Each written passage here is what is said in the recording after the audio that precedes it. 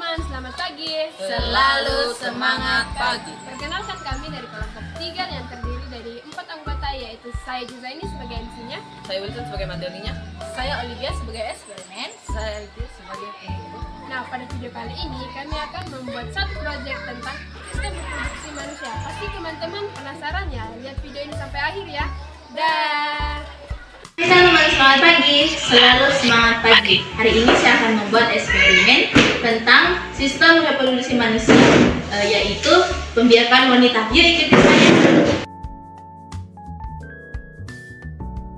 Baik teman-teman, langkah pertama ambil kapas dan masukkan ke dalam cup yang berisi 2 hingga 3 kapas.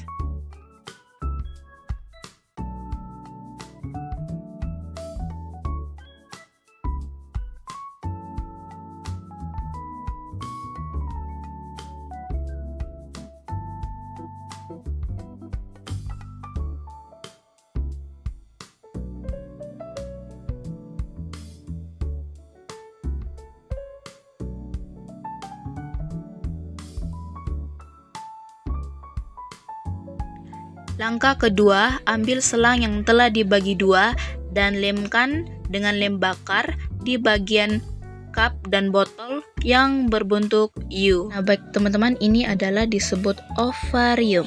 Sperma jika berhasil maka akan berubah menjadi sikut yang menempel di dinding rahim. Proses inilah yang disebut dengan kehamilan. Setelah 9 bulan, janin akan siap dilahirkan melalui lubang vagina. Nah, baik teman-teman, ini adalah proses yang disebut dengan menstruasi.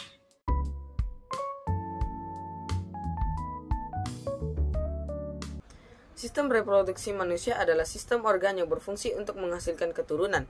Sistem ini berbeda antara pria dan wanita dan melibatkan organ, hormon, dan proses yang kompleks. Definisi sistem reproduksi manusia. Sistem reproduksi manusia adalah sistem biologis yang terdiri dari organ-organ yang bekerja sama untuk tujuan reproduksi. Tujuan utama sistem reproduksi adalah untuk menghasilkan gamet atau sel sperma pada pria dan sel telur pada wanita dan memungkinkan terjadinya pembuahan untuk menghasilkan keturunan. Hai teman-teman, selamat pagi. Di sini saya akan menjelaskan sedikit tentang sistem reproduksi wanita dan saya juga akan menjelaskan kepada kalian tentang kehamilan.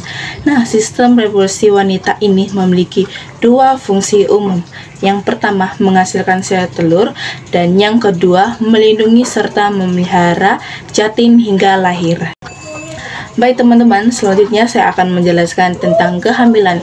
Kehamilan adalah proses di mana seorang wanita mengandung embrio atau fetus di dalam tubuhnya selama 45 minggu atau 9 bulan dihitung, dan dari periode menstruasi terakhir.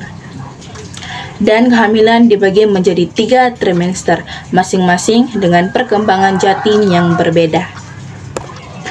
Yang pertama, trimester yang pertama 1 hingga 12 minggu, pembentukan struktur dan tubuh sistem organ janin. Yang kedua, trimester yang kedua 13 hingga 27, pertumbuhan dan perkembangan organ janin. Yang ketiga, 27 hingga 40 minggu, pematangan organ dalam janin. Baik adik-adik, sekian, terima kasih sudah mendengarkan penjelasan dari kakak. Sekarang kita akan mendengarkan penjelasan tentang menstruasi. Halo teman-teman, di sini saya akan menjelaskan apa itu menstruasi dan siklus menstruasi yang sudah dijelaskan tadi. Nah, menstruasi itu adalah keluarnya darah dari vagina yang terjadi sebagai bagian dari siklus bulanan pada wanita. Sedangkan siklus menstruasi adalah serangkaian perubahan yang terjadi secara alami dan berulang pada sistem reproduksi manusia, khususnya itu pada ovarium dan rahimnya memungkinkan terjadinya kehamilan pada wanita. Siklus menstruasi ini terdiri dari beberapa fase, yaitu fase menstruasi, lurunya endometrium, atau yang bisa kita sebut dinding rahim yang berisi puluhan darah dan cairan lendir. Nah, itu saja yang bisa saya jelaskan. Semoga video ini bermanfaat ya. Dah. Sekian, terima kasih menonton video ini. Bye.